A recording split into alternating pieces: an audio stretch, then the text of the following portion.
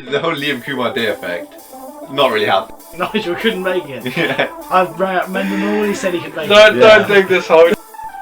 Phil, credit to the guy, he always manages to do well what he has to. He is a shocking personality. You guys got a trophy? No. It was pre-bit. No, my life from Rashad Mendon. Right, you guys, I'm a tag jack! I'm a fucking tag! We're back. Don't worry, we're back. I apologise for the week off. Coursework was consuming my life. We are back, and today we've got a great show for you to make up for the absence, because not only do we have Team Ambassador Ben Sherwood back, Coach of IKNAN, we also have, for the first time ever, a historical appearance, the one, the only, the head coach of ADRZ, Coach Nigel Wells. How's it going, fellas? Thank you. Yes, royalty has entered the channel. Was that a good enough intro for you, my liege? Very good, very good. Good. Peasant, yes. As I said, I apologise for not having a show last week. I was consumed by coursework, but we are back, and I will do my very best to make sure that does not happen again. So, lots of stuff to cover. Yeah, don't give me those eyes, man. Lots of stuff to cover. So we'll get straight into it with the league news.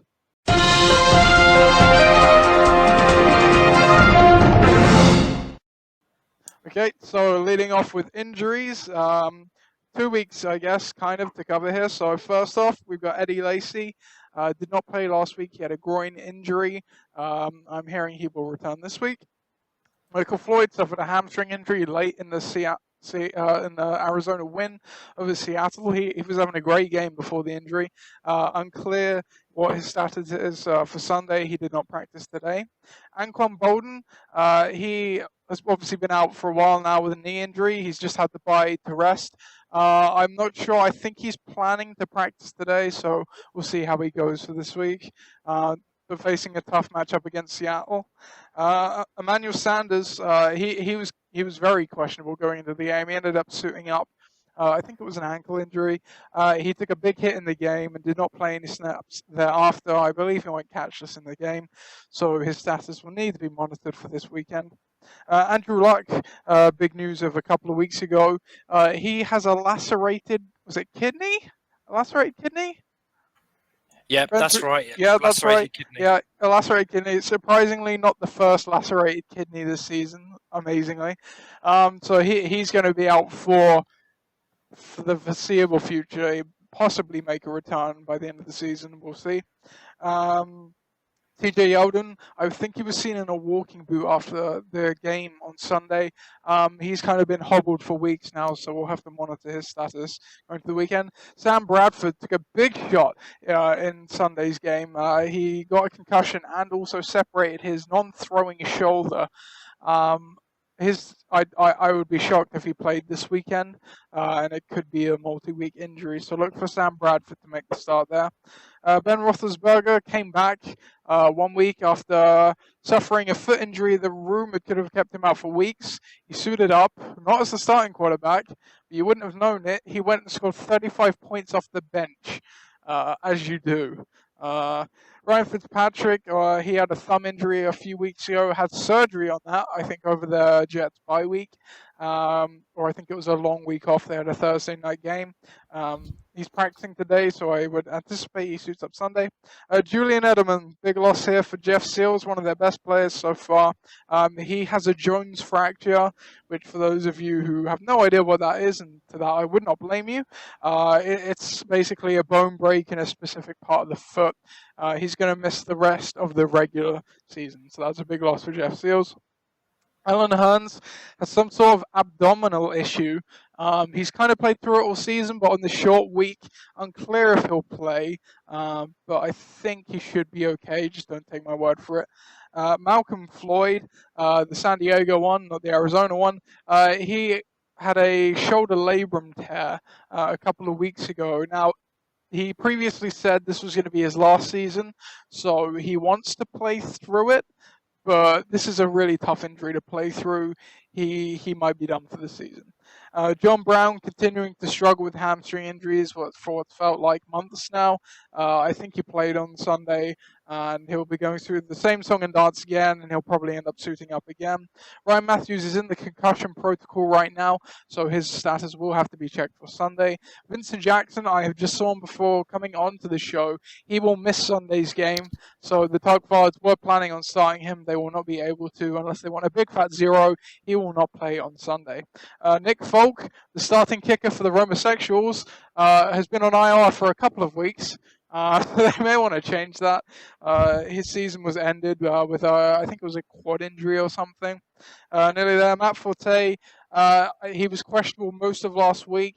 Didn't end up playing in the game. They have no incentive to rush him back. Jeremy Langford's been great, but I imagine he'll probably come back this weekend. Tony Romo as well. Tony Romo will be back this weekend after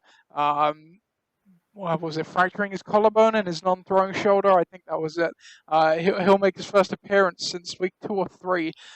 Big boost for the Homosexuals.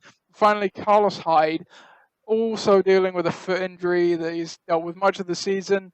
Coming off the bye, I think he's day-to-day and should suit up. So, that's the injuries. Got through them I quickly. think you've forgotten one. Yep. I believe Peyton Manning went down with a broken heart this weekend. So. Broken heart, yeah. Okay, so this is great. Peyton Manning, thank you for reminding me. Peyton Manning coming into the game had a litany of injuries. I think rib, leg, and as it turned out, plantar fasciitis or something, whatever it is. It's a foot injury. He played through it, perhaps shouldn't have. Kubiak even came out after the game and said he should not have let Peyton play. He threw 4 interceptions. I don't think he even got 100 yards. He was terrible. He got yanked, and he will miss this week's game. But the irony is, on the day he broke the career yardage record, exactly, he also got benched. So how many players can say that, right? That bittersweet, that bittersweet feeling. Yeah, it definitely is. But in terms of fantasy, I think that's probably more of a merciful way to signify the end of his fantasy relevance for Bedetonators, as he's been crippling them all season long. So we'll get to the transactions quickly, and I'll let you guys talk about any of the notable ones. So first off, we got Pakistan. They added the Eagles D and dropped the Bengals defense. Bedetonators added Damian Amendola and dropped Cole Beasley. How big is this addition, Ben? No idea. So Julian Edelman went down. Danny Amendola is possibly the guy that's going to step into his role. So good. I mean, good he ad. picks up his slack. Yeah. I mean, normally in these kind of situations, you see more of a committee set up. Yeah. As we saw, whatever his name is, the guy I've got, Alfred Blue. Yeah. It's that kind of thing where they share it out, and it'll probably be a similar situation there. But considering the state of some of the Detonators team, he's probably going to be a fairly solid player. So yeah, why not? And to that note, I think Tom Brady even came out and said that Danny doesn't play the same position as Edelman. So I think that's signifying to what you just said, that's going to be a committee job right there. Tom Terrence added Jay Ajayi and dropped Tevin Coleman. What's next? Ben Assessis added Marcus Mariota and dropped Kirk Cousins. Nigel, do you want to talk about this one? I mean, Kirk Cousins just had a heck of a game for Ben Assessis, arguably helped them bring home a big W. Are they right to go away from Cousins here to Mariota? I have no idea. Very like to hear. We'll leave it at that because that's probably the consensus of the fantasy community as well. The top cards added Dwayne Harris and dropped James Jones. Added Elm Red Zone, added Robbie Gould and dropped Torrey Smith. The Detonators added Ryan Fitzpatrick and dropped Peyton Manning. Now, Nigel, you can tell me about this one. What do you think about that move? Wow, minus 6 yards.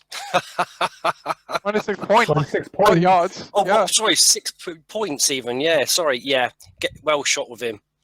It's not going to help the Birdnators, I'm afraid. And he isn't even playing next week. It could be a kind of thing where he doesn't play much over the next, for the rest of the season. So at least get someone who's going to be active. Yeah, absolutely. Yeah. Ben Assestis added Matt Bryan and dropped Mason Crosby. The Tugfarts added Richard Rodgers and dropped tight end Vernon Davis. They also added the Bucks defense and dropped Devin Funchess. Then they flipped on their kickers a bit, adding Chandler Catanzaro, dropping Blair Walsh, but then dropping Catanzaro for Josh Lambo. And finally, Ben Estes added Zach Miller for Green Bay Packers. So that is all your transactions this week. So we'll get into some general news after we look at last week's matchup. So, as Nigel was saying rightly before the show, I kept saying that, just as we're getting clarity and things are starting to separate, I ate my words and everything became as unclear as it has been all season long. And there was a very crucial game, which would have been our marquee matchup last week had we picked it. But it was the best game of the week. No one can argue. The Tuckfards versus IKNAN. Entering the game, both of these teams 5-5. One, I think IKNAN, you were leading the division, Ben. Yep, and then Tuckfards were in second place in the wildcard position. Obviously, only one could win. The winner would hold, out of the two, Top spot. potentially what Gridiron Gang did, but the winner would lead the division, almost certainly. Coming into this game, IKNAN was lost and the Tuckfards won. In this matchup, actually a pretty one-sided matchup in history. Entering this game, IKNAN were 3-7 all time against the Tuckfards, so not a close rivalry there. So I'm going to jump in and say to Ben, I do apologise. I did phone the Cincinnati Bengals and asked them if they could put in a poor display, and I'm afraid Bernard duly delivered, didn't he? Well, frankly, I don't think he did a bad job. I think the people who did a bad fucking job this week are Martellus Bennett and the Broncos, who have frankly been, Martellus Bennett's been a bit dodgy all season, but the Broncos have been doing extremely well. And frankly, they kind of fucked me. And if you hadn't guessed, the Tuckfards did win the game, 102-97. So that they're now IKNAN are now 3-8 against the Tuckfards. But yeah, close and game. Interestingly, two of my benched running backs would have been sufficient to bring me to victory. You had a lot of people on the bench that would have helped you out. Yeah, although it's hard to say who was the best choice anyway, because Matt Jones hasn't had such a good week since about week 2. And it was only because Morris went off with an injury that, that what happened. So it's a little bit tough. And the fact they were playing the Saints, that was a large part of it as well. I think all three of their running backs went over 75 yards, which is just ridiculous. And Ellington as well has been playing like shit and has really against Seattle, bad matchup. I felt sorry for you. I must admit, I did feel sorry for you, and I felt you should have won that game. But hey, it was a bad week for both of us, really, though, because we've been averaging really highly for the whole season. So for both of us, it was sort of poor, below average standings. I think it's still nearly 3 figures. Well, we're both over 1,000, 1,079 something. But it averages out at something like 107 points a week. But it's under average. And looking at Tuckfards as well, they had 2 players combined for 0.8. So, they, as you rightly say, they were not without their troubles this week either. But and all really helped by Adrian Peterson going for 27 points. Yeah, that touchdown at the end, the 60-yarder, kind of nailed in the coffin. But in the same way, Antonio Brown got 27 points, so who can complain? This is true. Very true. That's fantasy. Yep. So Tuckfards 6-4 now at the top of the division, which we'll get to in a little bit. But we'll move on to our next game here. It's another divisional week, if you couldn't guess from that matchup. So our next one here, Forge Flyers against Jeff Seals. I guess this had some interest for the Portsmouth division. Jeff Seals, under the radar, won 2 games on the trot. While Forge Flyers, they're in a bit of a bad season, but I think it's widely accepted they've got some pretty nice players on their team. The history of this matchup is, what are we looking for? Forge Flyers are 2-0 against Jeff Seals all time. Well, Jeff Seals notched their first win. They won this one 87-77, extending the win streak to 3, going to 6-4. Your thoughts on this game, Nige? I was hoping that Chris was going to do me a favour and actually knock Jeff Stills to pieces, but it didn't happen, did it? I still can't believe when I look at their team looks really good. I personally think it looks really good. It does. You're not wrong. And I can't believe that they're literally out. They're actually out of the. They can't make the playoffs. It's actually quite criminal. So I'm really shocked, and I feel sorry for Chris because, Yeah, 2 tough years in a row now for Chris, and he's had some nice scores this season. No one's doubting that, and he's got a nice team. It's just the wins haven't come together, and that's just the way it rolls sometimes. But Jeff Seal's moving to 6-4 now. They're actually quietly, or maybe not so quietly now, 3 wins in a row, contending for a playoff spot. But I think we cannot have a computer automated team winning. I'm sorry. I said it. You've got to be more savage with this. You've got to say, right, who's the highest projected for the whole of the system, and they go, yeah, I'll take him, and we'd be in a lot better position. Fuck him, So I'll take it that the entire league is behind my team beating them this week. We'll come to that later. Yeah, we'll come to that a bit later. But we'll move on to our next game here. Another Portsmouth Division matchup. Pakistan took on ADRZ. I think these two met earlier in the season. Is that right, Nige? I think we did. Yeah. And ADRZ took that one. Entering the game, Pakistan, 2 games dropped on the trot. I think their season was effectively probably... They accepted that their season is probably over this year. While ADRZ, they've been leading the entire league for a while now. They were 7-2 entering this one, and they got another one here, 2-0 over Pakistan all time, 92-79, and they moved to 8-2. Thoughts on this game, Nige? We'll go back to you again. Yeah, we limped over the line on this one, didn't we? I thought I was going to run away with this one quite nicely. Pakistan haven't put the points up. And I really did think I had some nice matchups, and I thought I was going to easily get sort of 120, and it didn't happen.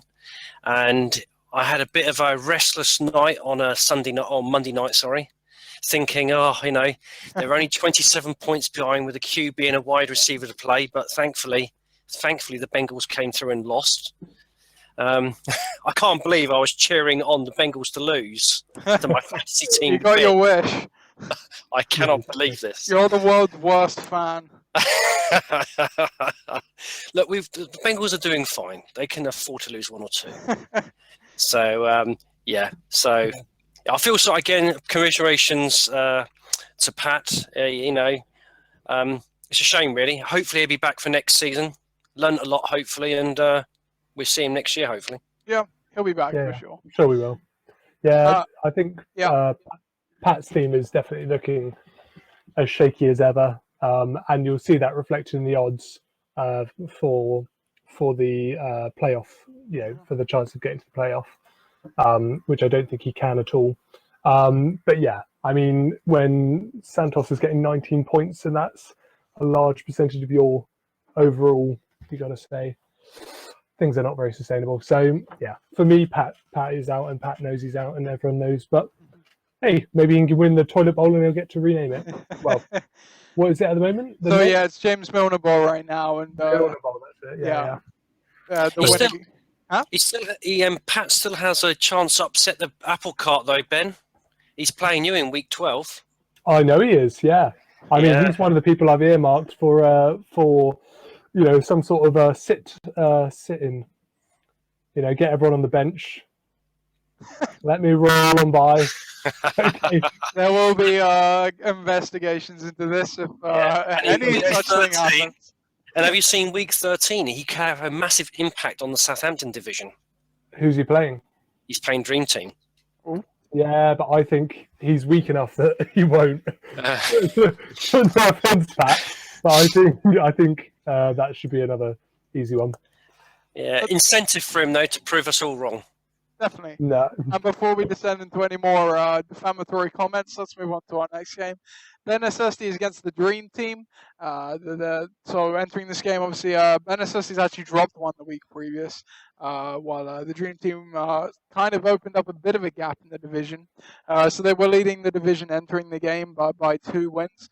The history of this matchup, the necessities were 3-5 against the Dream Team all time. And they extended that to 4-5, picking up an absolutely crucial win here to come within 1 win of the Dream Team for the division, 123-92. Your thoughts on this game, Ben? Well, I mean, if you look at the chart of how the scores went, you can see what happened in the sense that Chikandrick West came out of nowhere and created a huge lead from a very, very tight game. They're neck and neck, and then all of a sudden it's 125 to 92. So you got to feel a little bit bad for Viv. Of course, it's not a spectacular score he put in this week. It's definitely below average for him, and we know that the Bare Necessities is quite a tough team, and they did really, really well. So, it's a well-deserved win, but it is one that was close till the end and then wasn't. Yeah, I mean, I'd like to add that I believe this was the marquee game this week, because if the Bare Necessities had lost, effectively, I would say they're out of the runnings, even though they're ranked number one in the power rankings. Oh yes. Talk about that later, maybe. But absolute must win, and he got the win, did really well. But if he had lost that one, that would have been very interesting. Sure. Our next game here, two teams that have, I think it's fair to say they've struggled somewhat so far this season. But Detonators, they're just in the midst of a torrid season. They went off against Tom's Tyrants, who actually won the week previously after dropping a few games. The history of this matchup, Tom's Tyrants are, they were 4-3 all time entering this game against the Detonators, and the Detonators' struggles continued to the tune of a measly 39 points. Tom's Tyrants 118, who now actually have 2 wins on the trot and possibly find themselves in a position to last gasp themselves into the playoffs once again. What do you make of this game, Nigel? Oh, helps if I've turned my mic on. It's. I was going to ask you actually, as the keeper of all knowledge and history, is that the lowest scoring result by any team? No, last season 27 points or 24 or something, a very, very low amount by Jeff Seals. But this is up there with the lowest scores of all time, for sure. I mean, I got a lot of respect for everyone in this league, but I think I respect the Burdenators Ollie the most, because he always seems to pick a team that just molds really well, and it's just been a real shock this season to see his team struggle. And that was just depressing, wasn't it? And what do you think, Ben? Yeah, definitely. I mean, even without the minus 6.6 from Peyton Manning, he's still only looking at 46 points. And it has been, I mean, I reckon this must be the worst by far season that he's ever had. In terms of Tom's Tyrants, though, he's still, as of my rankings, obviously, only got a 2.68% chance of actually making the playoffs. And although we can play the odds, that means that he's got about as much chance of getting to the playoffs as ADRZ has of not getting to the playoffs. So both of them seem very, very unlikely when you stack up the odds. But it was a brilliant week for him, and it speaks to some of the strengths that his team has. It's just a shame that throughout the season he hasn't really been consistent enough to put him in the right place now for the final sprint to the finish. So it's been a lot like the last 2 seasons for Tom's Tyrants. They've had very slow starts, and then they've kind of started to come on late, whether that's by injury, picking up a guy, or just poor play, a trade, whatever have you. And the history's repeating itself, but as you say, they are going to be hard pressed to make the playoffs this time, and they may have left it just a little bit too late. So we'll go into our final game here. This was another crucial Winchester division matchup, which is the closest division by a wide margin in the LOC, I think it's fair to say right now. So Gridiron Gang took on the Romosexuals in this one. With a win, Gridiron Gang would move to 6-4, which would tie whoever the division leader would have been out of Tuckfiles and IKNAN. With a win by Romosexuals, they would have brought it up to 5-5, and that would have meant them, Gridiron Gang, and the loser of the other game I just mentioned would all have been 5-5, so that would have been a really interesting scenario. Entering this game, Gridiron Gang were 2-0 against the Romosexuals all time. Romosexuals looking for their first win. They did not get it. Gridiron Gang are now 3-0 to the tune of a 93 to 81 point victory. Your thoughts on this game, Ben? Yeah, I mean, the Homosexuals have been struggling a little bit. I mean, some of their key players, Odell Beckham and Cooks, turned up good scores this week, the kind of stuff you want to see. And the Bills, of course, as well, 17 points. But even with those, there's a considerable sort of weakness in the rest of the team. Kelsey's good, but then I think pretty much everyone else is a little bit dodge. So I think, you were the favourite in this game. You didn't turn out a fantastic game yourself, but a win's a win, and it does make the division closer and closer. So it'll be interesting to see what happens, and obviously going forward, it increases your odds of making the playoffs. So who knows? Good win. Having said that, is Matt Forte coming back into the starting lineup again? Is he fit again? I think he should be back. He was practicing last week and was questionable, but they decided to hold him out. So I would imagine he'll be back here. So he's going to get a player back to full strength. So that's going to be really helpful for him. But as always, we're all shooting each other in the foot because it's only making the division closer with all of us, trying to beat each other. Obviously, so if anything, we want Forte to sort of trip and die because frankly, we don't need more. We don't need more attention in that league. Have someone else deal with that shit. This is the thing now, right? I mean, they've got Larry Fitzgerald on the bench, who's arguably a better player than Sammy Watkins. Tony Romo's coming back. They get Matt Forte back. If they played a kicker in this one, alone they may have won the game, depending who they picked. Yeah. I mean, the Homosexuals, they haven't had some good weeks, but I don't think it's down to necessarily their team being a bit dodgy. I admit, I agree with you. I think they are a bit, but they've definitely got the players to get the points and the wins. We've seen that from them. So they can definitely, as you say, fuck out for everyone in our division quite easily. Exactly. Yeah, I reckon they'll get a couple more wins. I don't think they've got a chance of, well, they have a tiny chance of making the playoffs. But I think it'll be more screwing everyone else's time up. And I'm sure Ross will be happy to do that. So absolutely. I hope he does. Yeah, so now we'll take a look at the history of the win-loss record. So this weekend, history was made. Coach Merritt became the first coach in the LOC to reach 60 all-time wins. So that's a great achievement right there. He's the all-time winningest coach in the LOC. Try to continue excitement for him. And in the same vein, over the past few weeks, Coach Leach of Ford Flyers has become the losingest coach in LOC history. They have 52 losses. So heart goes out to him. I don't think much else interesting happened in the world of the LOC. Viv Nathrani has gone over 500. I think we kind of covered that. Coach Nigel Wells, you're approaching 500 for the first time in your career since your rookie season anyway, I think. So nearly back in black, so to speak. But other than that, I'm aiming to get 12-2 for the season. Come on. Well, if you get that, then you'll be in positive. So you'll be 36-35 come season end. So here's hoping, right? So we'll take a quick look at the standings. So Southampton division first, with the Dream Team's lost to Benessestes. It gets closer at the top now. Dream Team is 6-4, followed closely by Benessestes at 5-5, who have the advantage in the points by a margin of 55.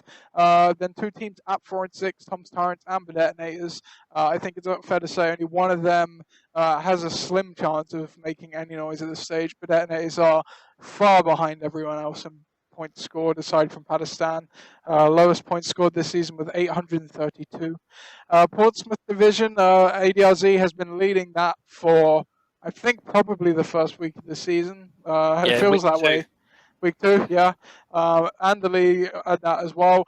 Though they're not all alone. Jeff Seals are at 6-4, 2 games behind. A game against them this week. So a Jeff Seals win would make it really interesting going forward. And then 2, 3, and 7 teams at the bottom, Forge Flyers in Pakistan. And finally, the Winchester division, Tuckfords, with their win over IKNAN, moved to the top of the division for the first time this season. Surprising, considering they're the winningest coach in history, right? Gridiron Gang back in the second spot after dropping to third. IKNAN down to third, and the Homosexuals once again at the bottom of the division. So that's the standings. So we'll quickly get to the power rankings and the league poll to begin with. So the poll this week: which division will the wild card come from? Southampton, Portsmouth, or Winchester? So you can go and vote in that now, and you can also take a look at the power rankings. Now, as always, I will read out the teams in the power rankings and how they moved, and then I'll let you guys go at it. Please hold your jeers until I finish.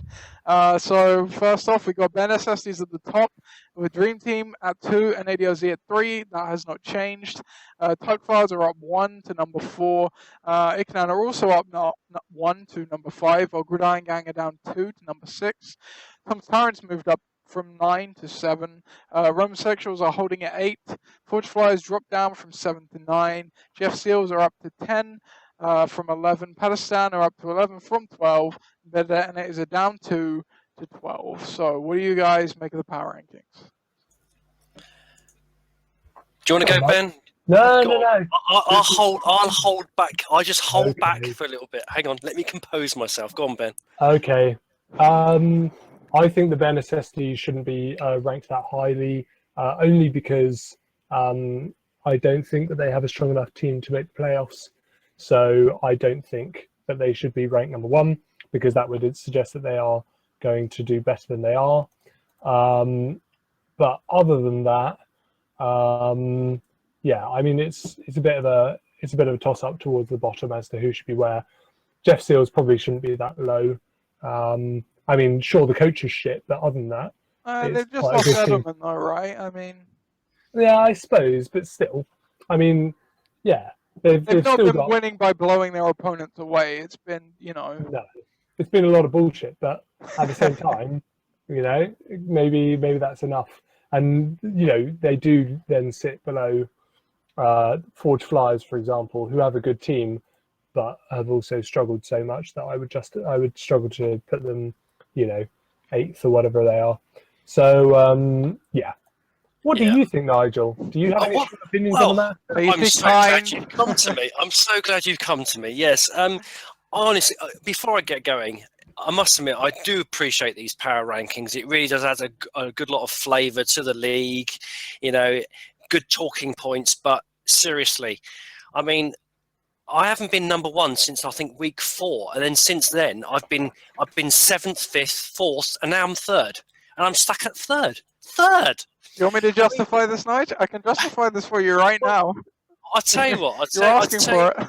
I'd say where I believe where it should be is surely the power rankings should rate in terms of where they actually lie in terms of likelihood of getting to the playoffs as a 50% weighting, and the other 50% weighting should be based on play, because you could turn around and say power works. The power rankings evaluate the strength of the team right now and the strength of the team going forward. That's it.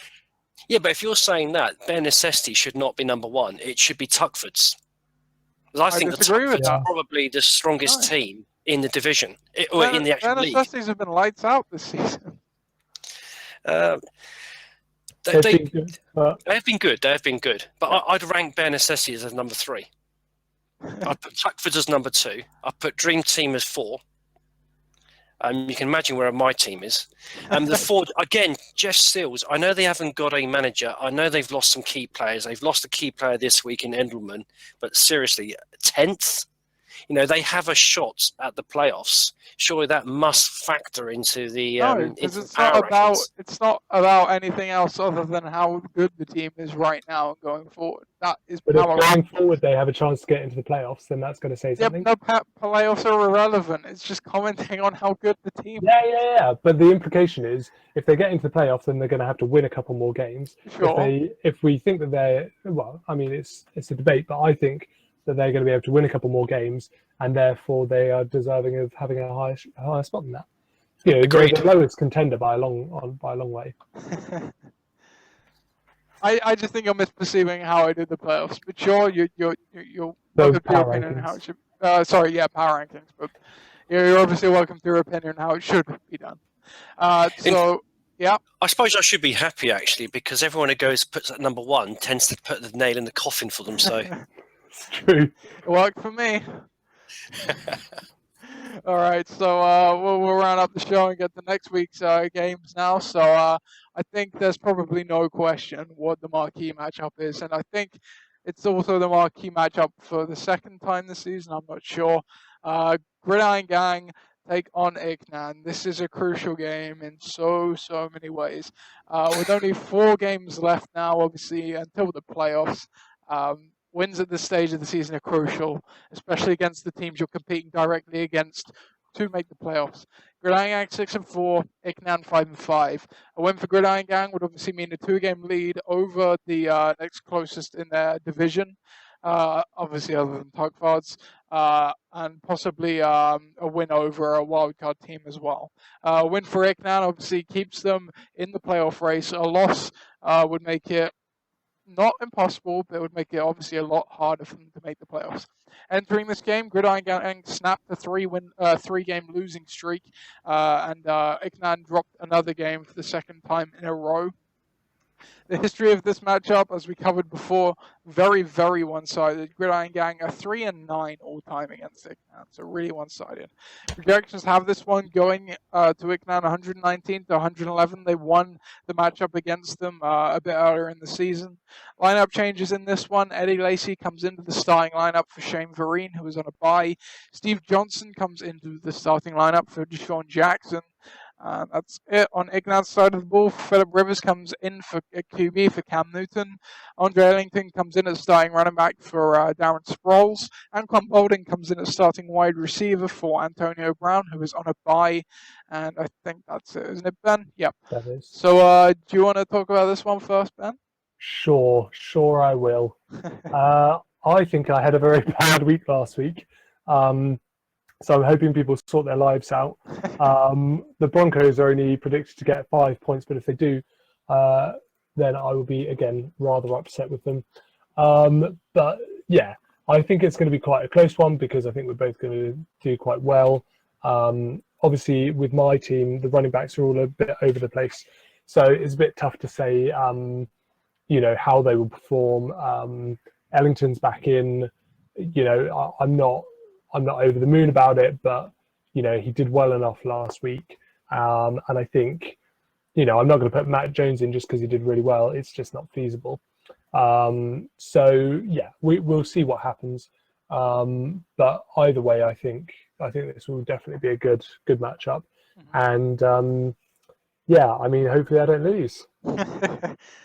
Yeah, I think it's going to. This is obviously the showcase game for this week, without a shadow of a doubt. Looking at it, if IKNAN beats Gridiron, they will effectively go above them with almost like the away goals rule. You could say was there 40 points ahead in terms of 4 points. So that will be a big thing for them. That's what you got to remember. Although they're a game behind, a win here will see them leapfrog. And 40 points is quite a lot to overcome. Looking at both teams, they look really good. It's definitely going to be a battle between Miller, who looks like he's going to have a field day against Dallas, and Giovanni Bernard, my main man. I think he's going to have a great day as well. So yeah, it's going to be interesting. I think Ben, you're going to be having a sleepless night Monday night. No, I never lose sleep over the fantasy. But yeah, I know what you mean. I'll wake up in the morning and I'll either feel a little bit upset or I'll be rather pleased, but that'll be about it. It's definitely the showcase. I'm really looking forward to it. I really don't know how to call. If I had to, I'd probably say Gridiron's going to take it by about 3 points. Oh, oddly specific, but I like it. Ben, I assume you're taking you? Oh yeah, and of course I'm taking me. So 2-1 to Gridiron Gang there. So we're going to our next game here. Ben Necessities against Tom's Tyrants. Realistically, as Ben you've commented on, and sorry I forgot to add, go check out Ben's articles if you haven't already. They're really good on the playoff hopefuls. Ben Necessities, obviously, they're still with the chance of making the playoffs. A lot better chance than Tom's Tyrants. They can either, realistically, Tom's Tyrants can just shoot Ben Necessities in the foot here, or Ben Necessities can keep himself alive in the playoff race. The history of this matchup is split down the middle. Tom Tyrants are 3-3 all time against Bare Necessities. Both these teams are coming in off wins. Tom Tyrants is 2 in a row now. Bare Necessities has 1. Projections currently have this one going 124 to 109 in favor of Tom's Tyrants. Lineup changes in this one. Bare Necessities starting quarterback Marcus Mariota after Kirk Cousins, who has been released in a corresponding move. Other than that, I think Chris Johnson has come into the flex for TJ Yeldon, who is injured. On Tom's Tyrants side of the ball, I don't think they've made their lineup changes yet, but they're going to be changing their quarterback out for what will be a waiver option. And that's possibly the only change. Julio Jones might come back in for Jeremy Langford, but other than that, I don't think they'll make a change. Your thoughts on this game, Nige? Yeah, it's well, this is another knife edge game, isn't it? It's tough. I mean, looking at the Tom's Tyrants, they got my main effort in there, the tight end. He's going to score at least 5 touchdowns, of course. But if I was a betting man, I would say, and as a neutral, I think it would be beneficial if Bare Necessities win this to keep that division alive, because if Tom Tyrants win it and Dream Team win, it's 2 games behind. That's too much to make up. So it's going to be very tight. It's going to be an exciting game. I'm going to go Bare Necessities by 15 points. I disagree. I really hope the Tom's Tyrants carry on their tyrannical reign of of wins. Well, last time that happened, it didn't work out well for either of us, Ben, so maybe No. In this case, I don't want a close division in there, because all that will happen is that we won't get the wild card spot, and Bare Necessities will. But looking at the teams, I think Tom's looking fairly strong. If he does get Julio Jones in, I think that would be a really big win for him. And depending on what he can get on the waivers for the QB, obviously that will make a big difference. Because Bradford is obviously not the way you want to go with things. And like I said, I think Bare Necessities is going to have some tough matchups between now and the playoffs, and I think this is going to be one of them. I don't know. I think it's going to be close, but I think that Tom's Tyrants is going to win out this time. Yeah, and if I was going to say, I'd say, sorry to jump in, with Tom Tyrants, he's got to drop Langford this week. He's got to replace him because his workload's going to go right down. Yeah, Forte's back for sure. I think I'm going to go Tom Tyrants too. They're obviously going to be playing with waiver quarterback, which is never ideal, but there could be a scenario here where they go and get a certain Kirk Cousins that proved the hero for Bare Necessities last week, and it could doom them this week. We'll see. But I think I agree, Ben. Like, as good as Bare Necessities been, you've made the accurate point. The injuries are piling up, and while I do still think they've got some very nice pieces on the roster, they're definitely not as strong as they once were. While Tom's Tyrants are definitely a team back on the rise, and I think they'll throw a spanner in the works here, and they'll take the win here. So we'll go into our next game here. Detonators against the Dream Team. Always an interesting matchup, it seems, but perhaps not this time round. Obviously, the Detonators are in the midst of just a torrid season, coming off 39 points last week. They're just going to be looking to improve on that alone, and then maybe think about the win afterwards. The Dream Team also coming off a loss, dropping a crucial game to Bare Necessities last week. The history of this matchup, the Detonators are 3-5 all time against the Dream Team. But Detonators can really screw things up here for the Dream Team if they get a win. Currently, the projections are actually pretty close, 102 to 98 to the Dream Team. Lineup changes in this one. Detonators is starting quarterback Russell Wilson. They have dropped Peyton Manning from the team entirely. Danny Amendola is straight in the starting lineup. Antonio Gates back in the starting lineup at Titan 2. And I'm not sure if Jeremy Macklin was starting last weekend, but he certainly is this weekend. On the Dream Team side of the ball, Carson Palmer comes into the starting lineup for Drew Brees, who's on a bye.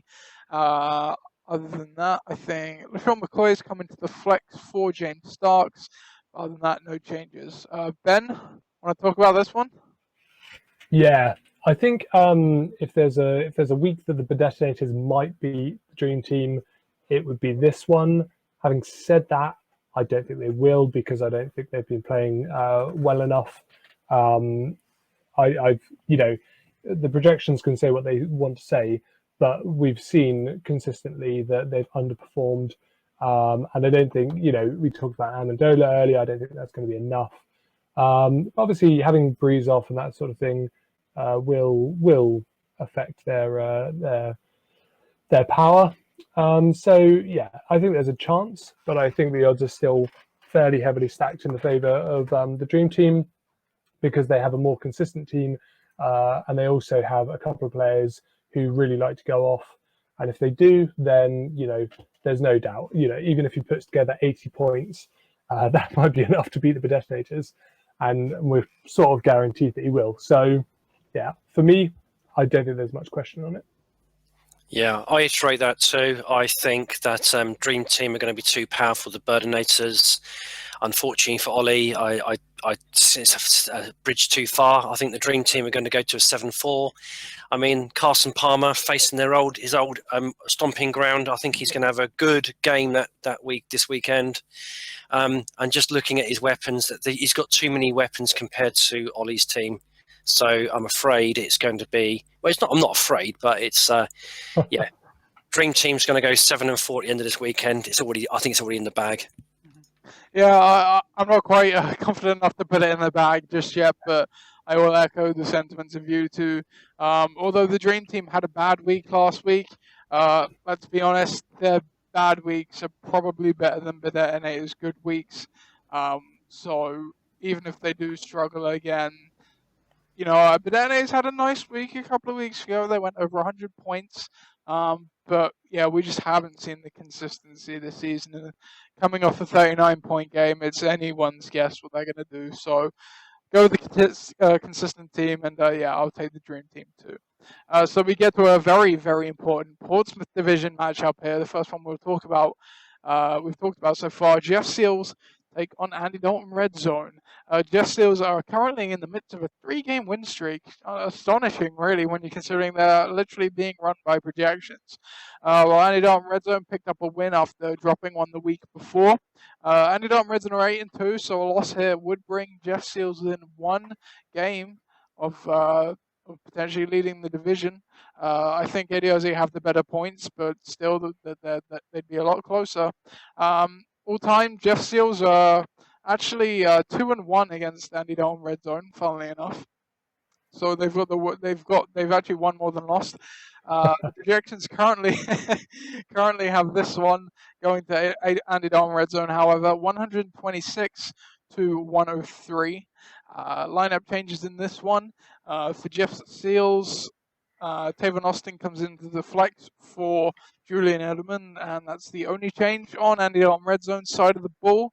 Have you made any changes, Nigel? I can't remember. Yeah, I've added Frank Gore back in because he was on his bye week. And of course, Frank Gore's going to have a stormer this weekend.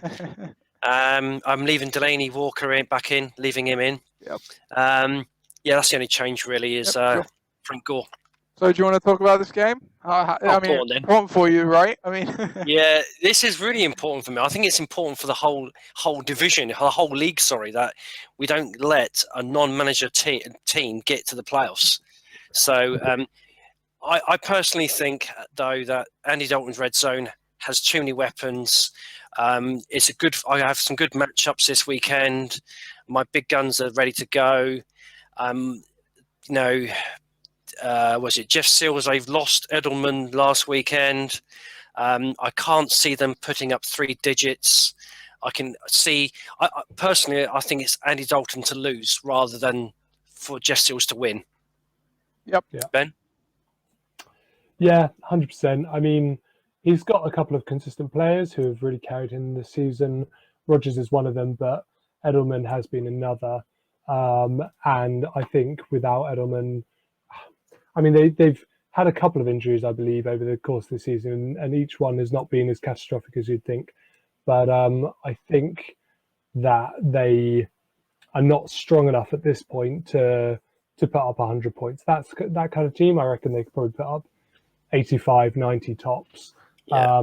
And I think ADRZ has been doing very well this season, and I think they'll continue to, at least go over 100, probably not 126, but 110, 115, and you'll have a nice safe win, a couple more points in your total, and it'll be done deal. I mean, I'd even go as far, because just looking at the four, I've got just under 100 points clear, 4 points. So that's effectively another win on top of that one. So if we can beat Jeff Seals, that's pretty much that division sewed up, I'd say. I would agree.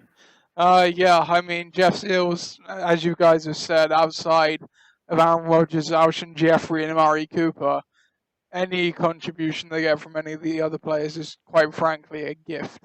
Aaron Rodgers hasn't been great either. He's struggled the last few weeks, but he's still turned in a few good games.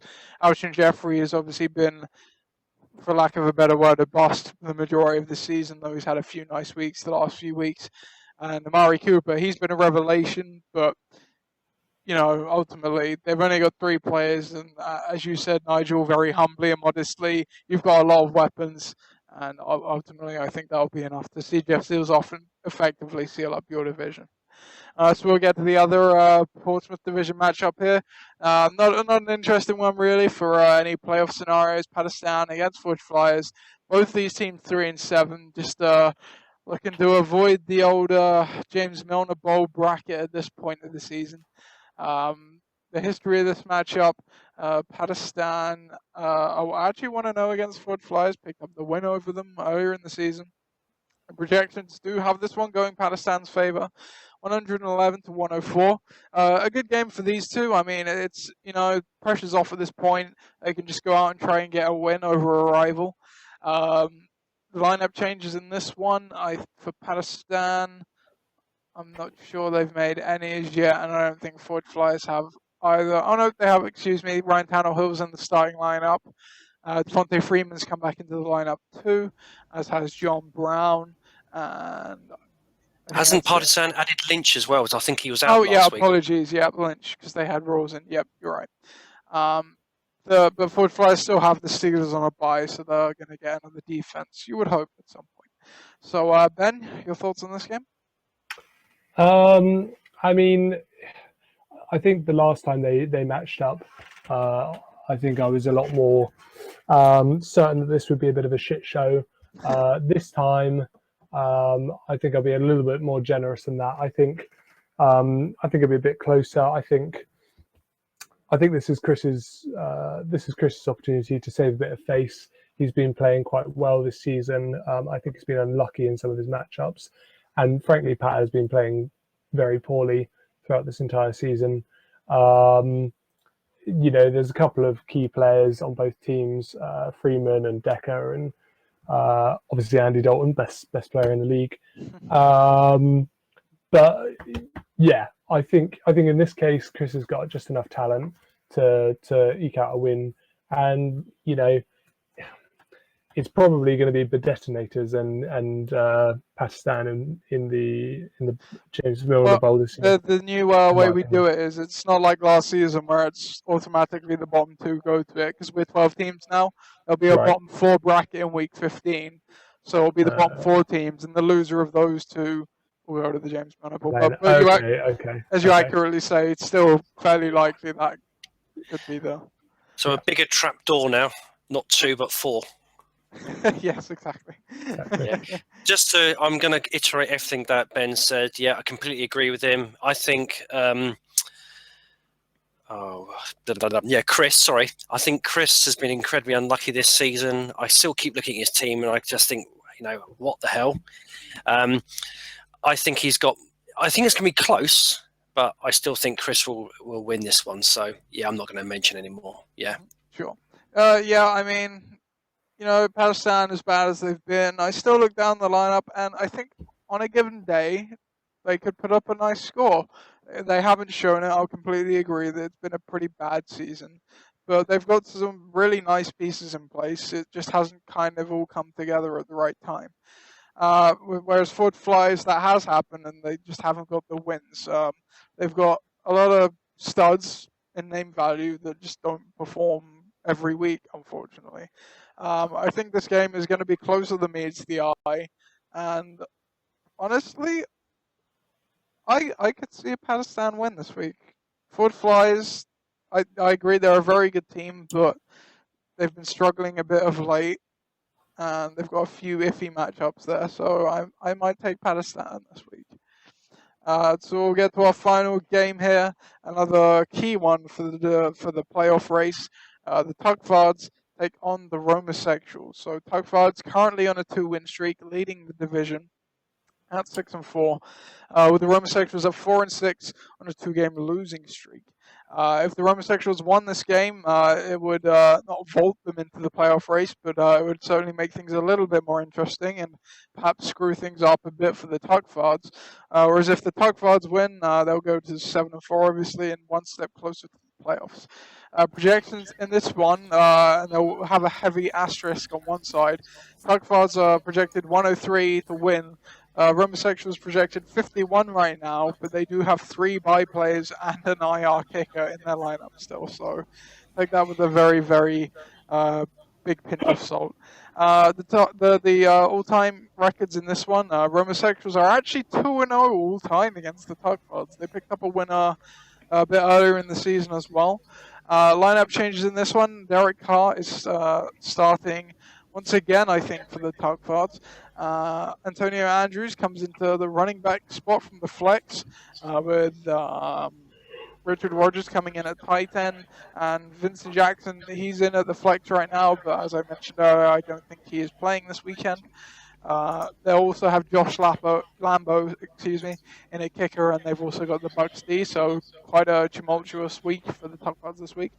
Obviously on Homosexual side, no changes as of yet. So, Nigel, thoughts about this game? What do I think? Oh, I'm glad you asked. Yeah, I think looking at Ross's team, unfortunately, it's a bye-week hell for him.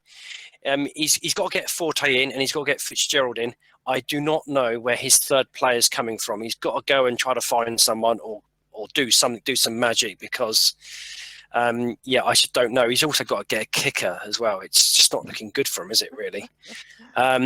In terms of his opposition, the Tuckfords, well, yeah, I have to say, I do think they've been the best team. They are the best team in my books. I mean, you just look at the points for and against. That's just ridiculous. To be 6-4 and have 1,085 points scored against, I think is commendable, really, to be the position they're in. I can't see nothing other than a Tuckford's win, I'm afraid. Sorry, Ross. Well, I'm going to disagree. I think they don't need to worry about another wide receiver if, and only if, they get Tony Romo and Matt Forte back. As long as both of them are playing, and of course he puts Fitzgerald in, of course he'll go 50 points. Because he's got Hyde as well, I assume. Yeah, he's got Hyde as well, yeah. As long as, Fitzgerald goes 30 points, has a big week, we will see the closing of the division up to even closer. And obviously from our point of view, the interested parties, I'm going to go for the more optimistic storyline, which is that with the talent that's coming back, the Homosexuals will be able to get a nice little win this week. However, saying that, they will need to score a lot of points because I don't think in any way the Tugvards team is looking weak at this point.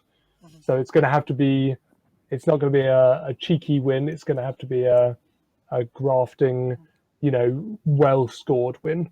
But I think, it's all dependent on who's playing. But I think if he gets a full roster back, I think he's got a good chance of eking out a win. Sure.